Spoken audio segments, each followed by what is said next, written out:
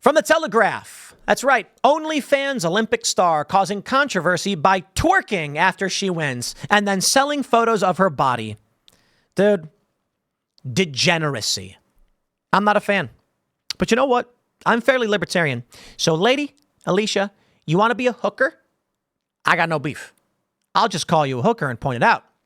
Now, of course, all of these OnlyFans hookers get real mad when I call them hookers. What's a hooker? When I was growing up, we just referred to women who sold sex in any way as a hooker. It's a slang term. What is a prostitute? Someone who engages in sexual acts for money.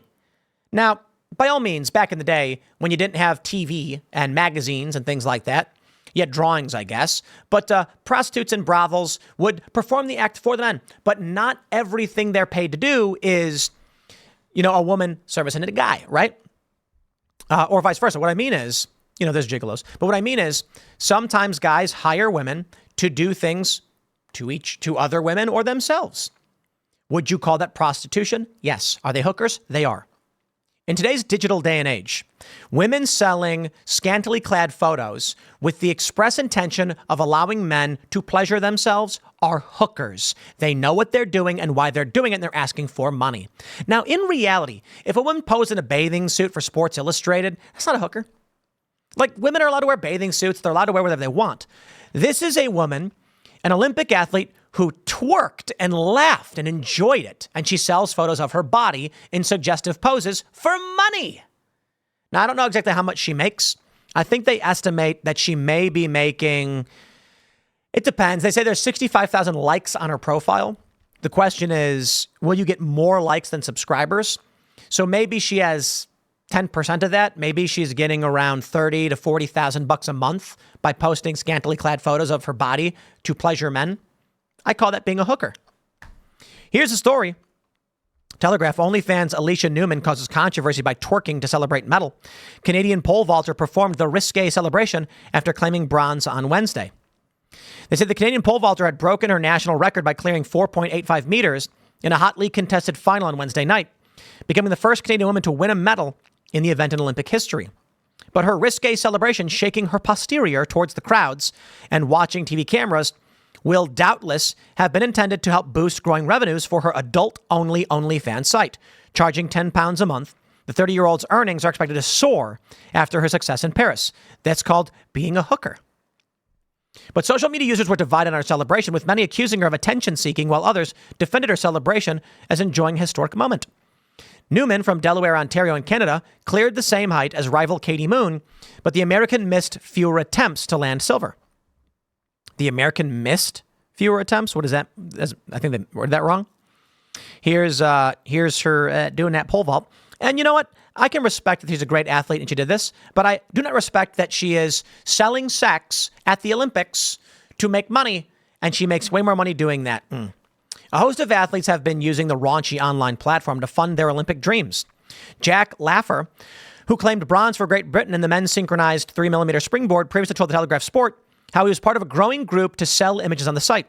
Yes, I try and make extra money. Obviously, I've got something people want, and I'll happily cash in on that.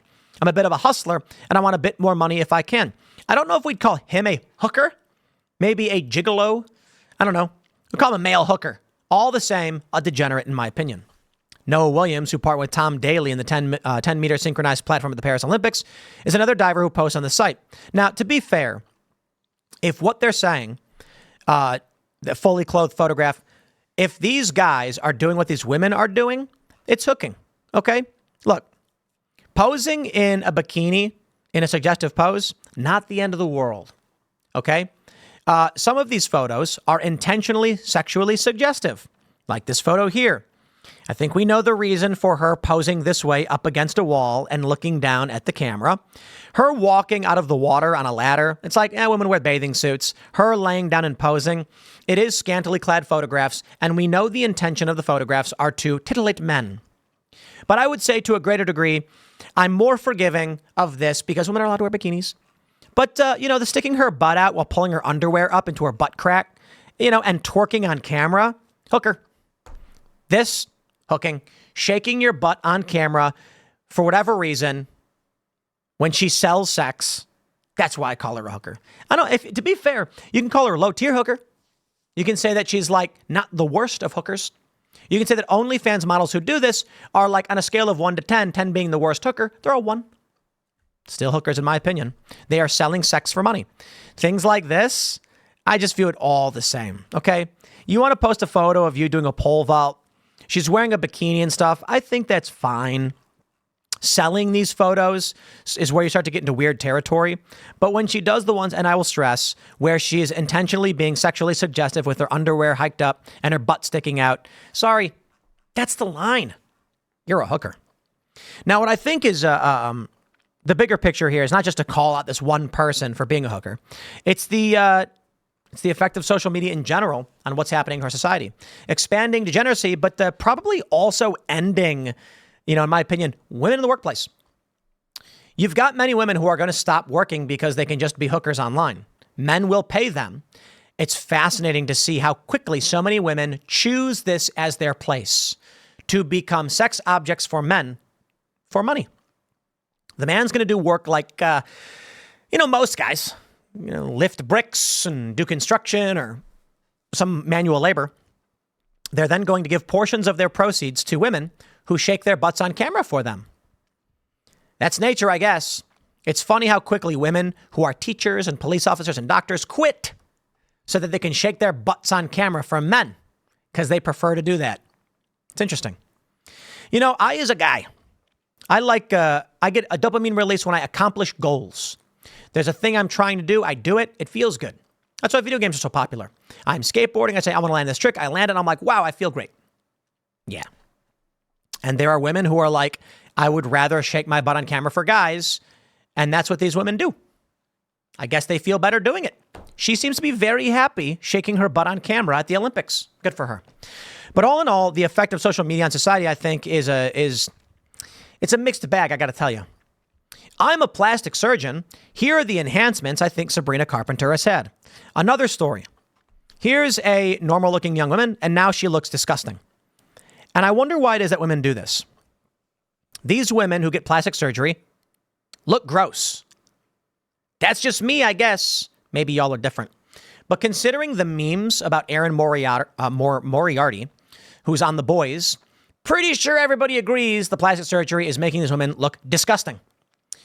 There have been photoshops of Erin Moriarty to make her look even more gross, intentionally, and they've gone viral.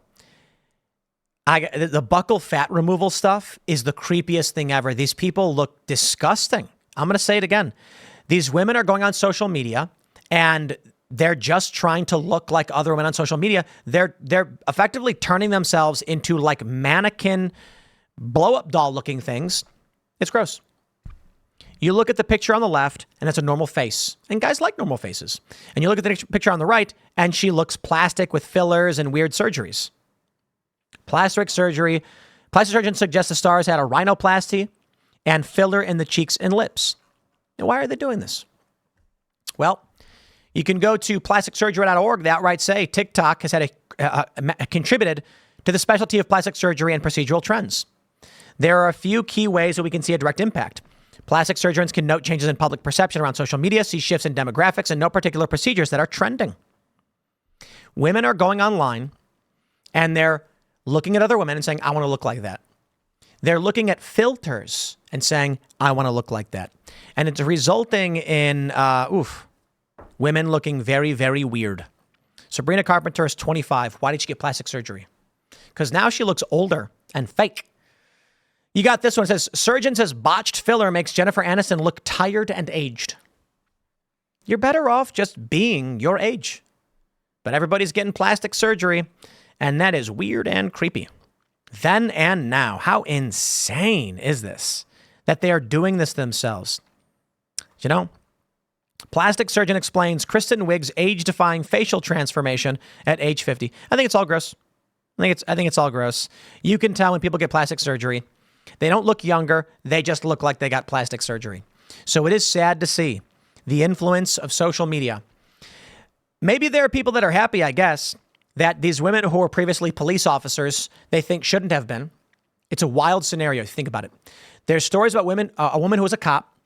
She started an OnlyFans quit being a cop because she made more money selling pictures of her naked body and other creepy things to guys.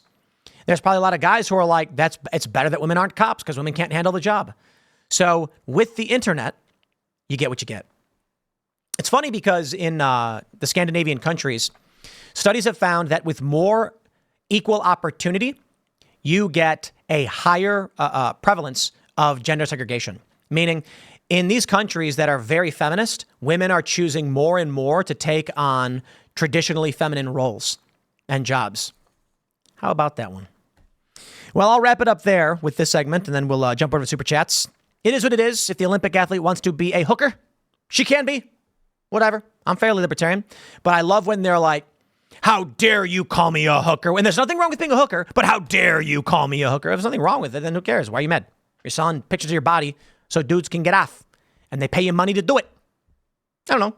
You do your thing. Let me ask you, if this woman, this Olympic athlete, got a call from a guy and he's like, I want you to come into my bedroom, hike up your underwear into your butt crack, press yourself up against the wall and stick your butt out for me so I can do a dirty deed. Are you going to call that that's hooking, okay? That's what they're doing. Just because it's over the internet doesn't change anything, but they're also offended by it. Get out of here. All right, smash that like button, subscribe to this channel, share the show with your friends, head over to timcast.com, become a member. You can follow me on X and Instagram at Timcast. We'll be back tonight at 8 p.m. with youtube.com/TimcastIRL. And for everybody still watching live, we will now go to your Super Chats.